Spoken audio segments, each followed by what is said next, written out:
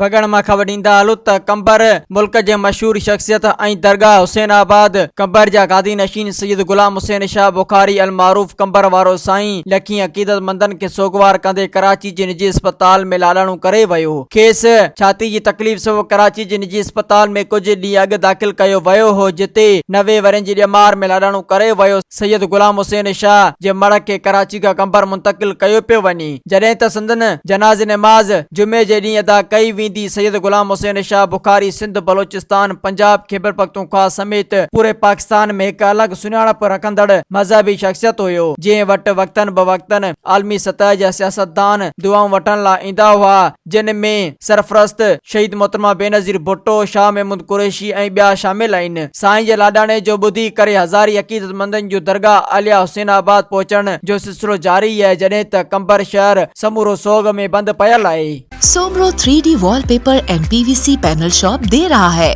सबसे अच्छी सर्विस, बेहतरीन क्वालिटी के आला मयार वॉलपेपर और सीलिंग खूबसूरत डिजाइन और कलर्स में दस्तयाब है। हर किस्म के PVC वॉलपेपर्स और सीलिंग लगवाने के लिए हमसे राब्ता करें।